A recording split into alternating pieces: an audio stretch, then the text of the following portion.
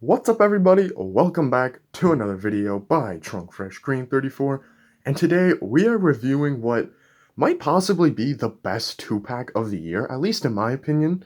We have Jeremy and Chieftess from the Road Rumblers episode of Cars on the Road. Now Jeremy has been released as a single. I don't remember what case that was, I'll leave that in the description. But Chieftess is exclusive to this 2-pack, and it's honestly impressive that they were able to release her. Albeit the catch is that they had to put her in this massive 2-pack blister. Like, look at the size of this compared to, like, the Kabuto and Kabuto Ninja pack. Like, it's crazy. Like, this is just gargantuan. I believe the Red and Stanley 2-pack uses a similar sized blister, but it is still wild to see something like this. Like, you could literally, like, here, you can just set cars, like, on top of this. They won't stay, but you could do it. Like, it's crazy, especially since everything else has, like, a streamlined blister. Yeah, now we have giant mega blisters for certain 2-packs, which is really funny. So yeah, these guys are included in the last 2-pack case of the year, alongside pretty much all the other good 2-packs. You've got Claire Gunzer and Harlem Haynes, Kabuto and Kabuto Ninja, Mark Sontheimer and Kirsten Marshall, Lisa and Louise, and a few others as well. And this 2-pack is being re-released in the first 2-pack case of 2024. This time on the all-red Riders packaging, no more Cars on the Road branding. So yeah, if you missed out on this 2-pack the first time around, don't worry about it because she will be back, or both of them will be back in 2024. I know I was having some difficulty finding this 2-pack until the very end of episode 4 of Hunting for Cars, which is out now. I was finally able to find it in a store, and that kind of concluded the episode. I thought that was a nice way to end. So yeah, I'm really excited about this 2-pack because, like I said, Chieftess, it's impressive that they released her because she is, or would normally be, a deluxe-sized character, at least I think. But since Mattel's not doing deluxes anymore, they kind of have to get creative, and creative they got. So let's jump right on into the review because I really want to get these guys opened up. So here we have some artwork for Jeremy on the On The Road desert background, new for 2023, of course. I really like Jeremy's art. He looks very nervous. Definitely seems fitting for his character. Now we've got the art for Chieftess, which also looks really nice, albeit a bit strange.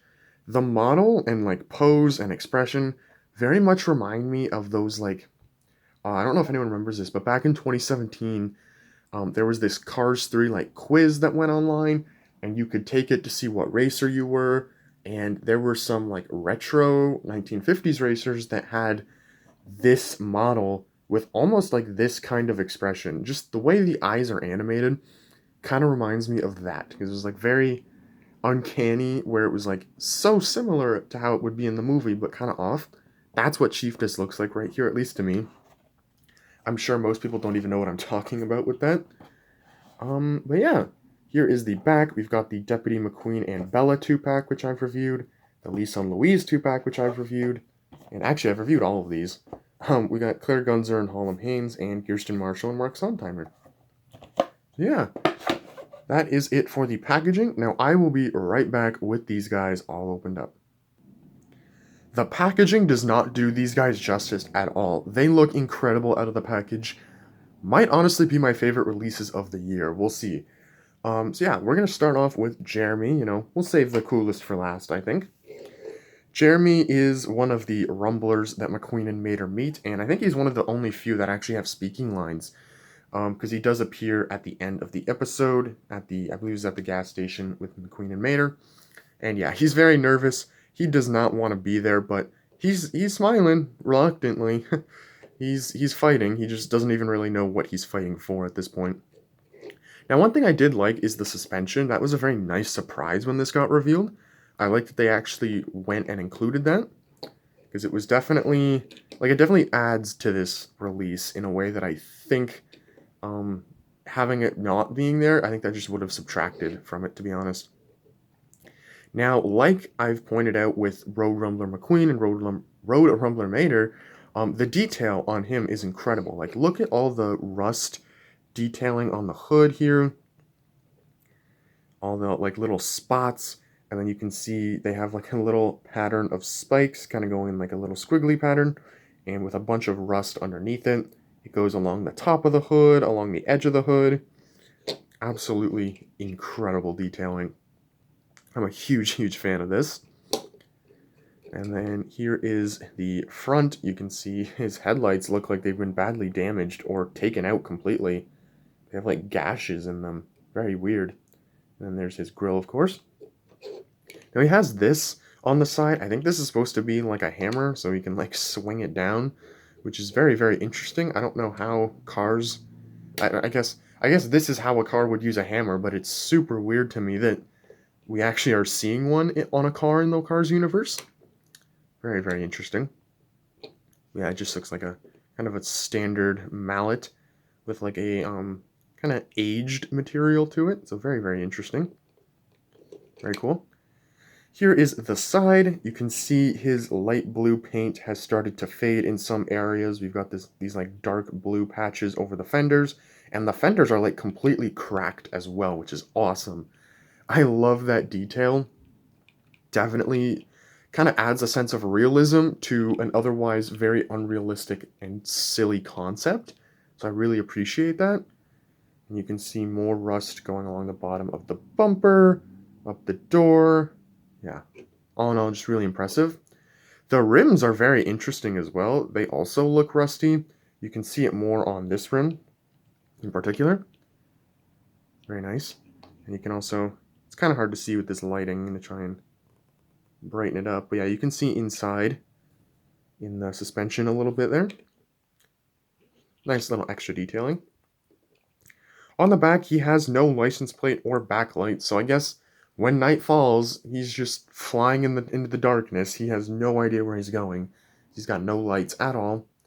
The back window has this like weird effect to it because it's textured, and you can like see the texture when the light hits it. Like you can see that pretty clearly. Very interesting. He's got spikes going alongside the window as well. And of course, he's got this like massive patch of spikes up on the roof. I don't know why he would need him on his roof. I guess maybe if a car like jumped off a ramp and landed on him, this would be effective. But it's very interesting. And you can see that like massive brown patch of rust underneath them. Really cool. Some are taller than others. This one is the tallest spike.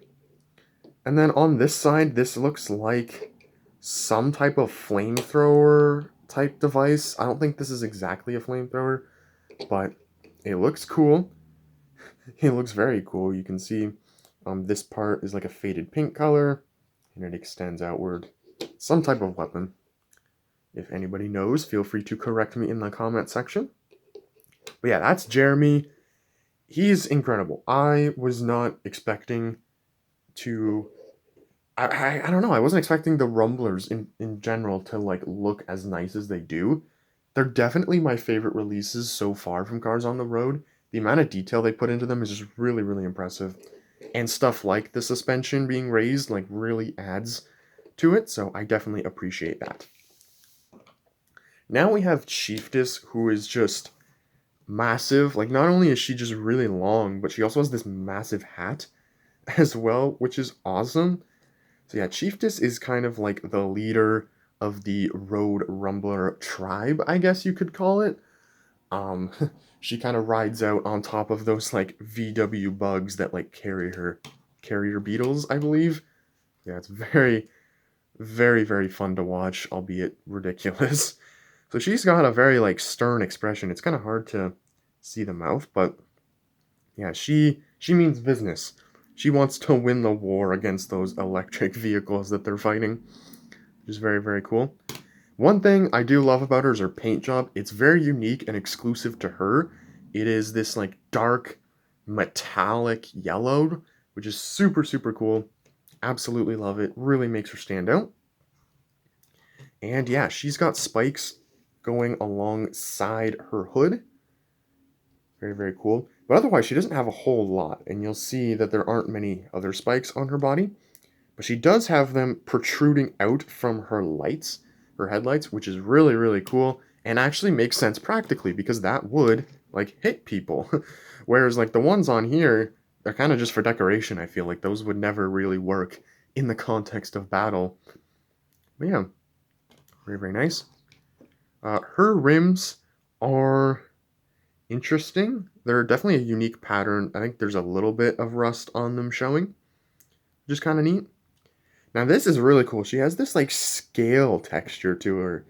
I think these are like tire tracks, and they extend like they have one that goes all the way across here, and then there's another one that starts up here, goes around the fender or through the fender, and then kind of runs along parallel to the top one, and then fades off. Really, really cool design. Not sure why she has it though, or what it really means, but it looks super, super nice. Yeah, I love all the details they're putting on these. Now on the back, here's all that's left of her spikes, basically. She just has them on her trunk, and you can see that that almost like tire track pattern does continue across the trunk as well. Kind of looks like a caterpillar pattern, to be honest. Maybe that's what it's supposed to be, I'm not sure. Oh, and it's right here as well, along the back of the trunk as well. Very cool. She also has no license plate.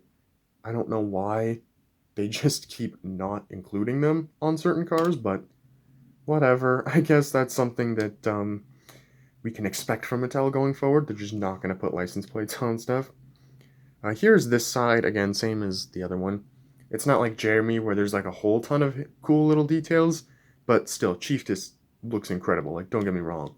And yeah, like I said, she is massive. Like look how long she is compared to like Jeremy. Like look at how much more she sticks out. Like it's crazy.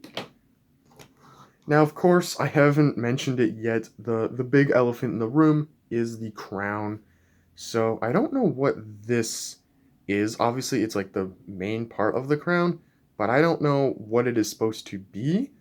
It looks like some type of part with like a red light in it. I don't know if it's supposed to be like a gear or a wheel that they've like chopped up and put part of it on her hat. Let me look at the artwork because